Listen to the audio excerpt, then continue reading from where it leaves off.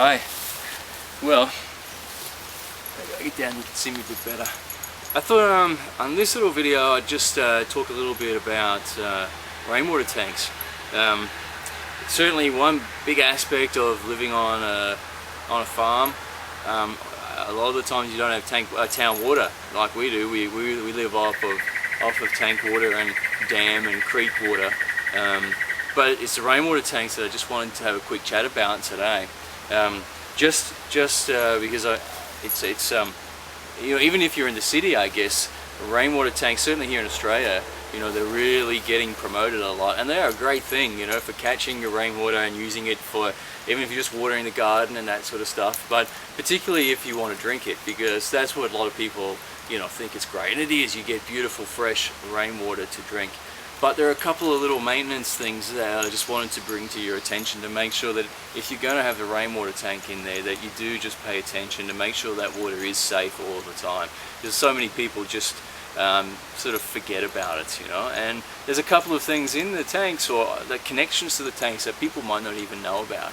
So I'll just jump behind the camera and so I can point out a couple of things a little bit closer. This is Dasher, by the way. He's our crazy little puppy. He's the hyperactive one. Not really a puppy anymore. He's about 2 years old. Alright, cool.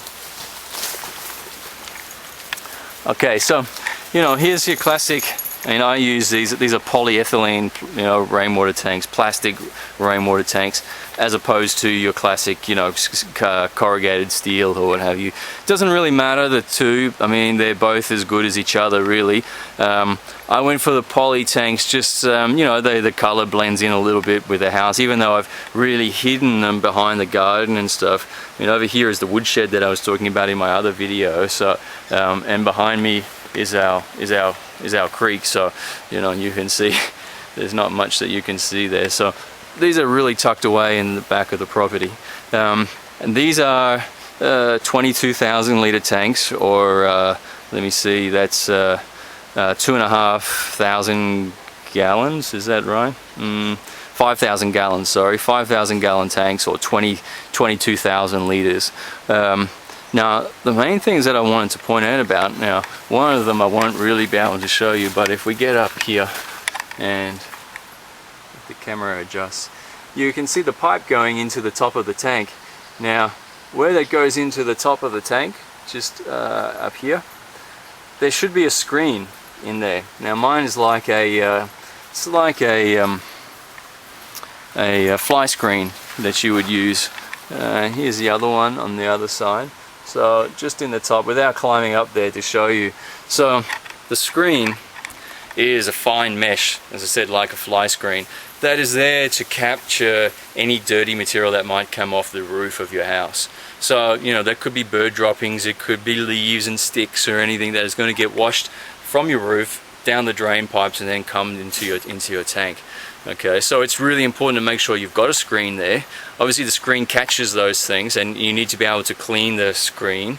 Okay, but the other thing it does is stop vermin from getting inside your tank. It could be mosquitoes, it could be pigeons, birds, snakes, anything from getting inside there, because obviously if it gets in your tank, you know, mosquitoes are going to breed larvae and disease, and, you know, dead birds, well, you're going to get sick because you're drinking that water. Okay, so it's important that you've, one, got the screen on the inlet of your tank, but two, that you clean it and check it and make sure that it's all okay. Okay, now, a couple of other things. I mean, the outlet to your tank, you'll always find a valve. You know, here's my valve on one of my tanks. This one's closed at the moment.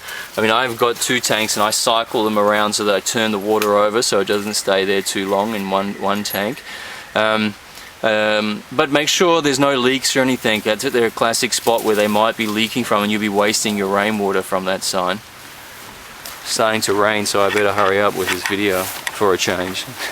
But the other one, and this is what made me make the video, I guess, was you'll always have overflows, and I just discovered my overflow pipe is cracked. I guess what's happened is the tank has just sunk a little bit with the weight, and it's popped out the overflow pipe.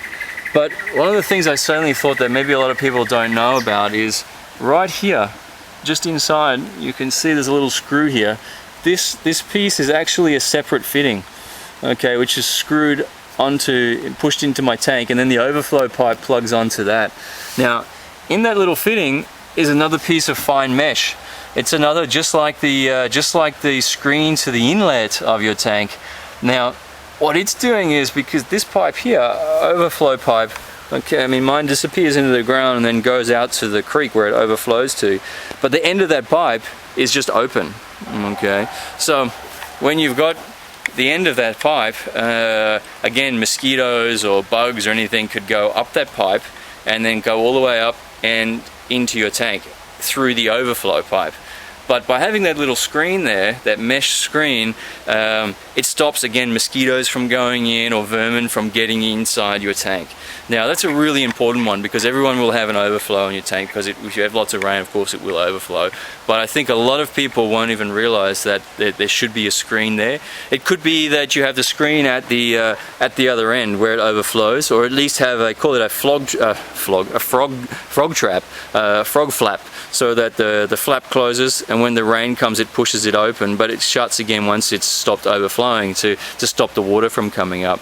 But you know, if I look at my other tank, this one here, again, you wouldn't know unless you knew about them, I guess, but inside, just in there, is a little piece of gauze again, which is protecting the overflow of my tank. So anyway, just a couple of little things that I thought I'd put up there and make sure people are aware of with rainwater tanks. That it is important just to do that little bit of maintenance and make sure that that beautiful rainwater that you're capturing is perfectly good for drinking. Of course, from there, if you want to, you can still put filters and UV disinfection and stuff later, but these are just the basic ones on your tank, at least, that I thought I'd do at the moment. Alright, hope that helps someone. Cheers.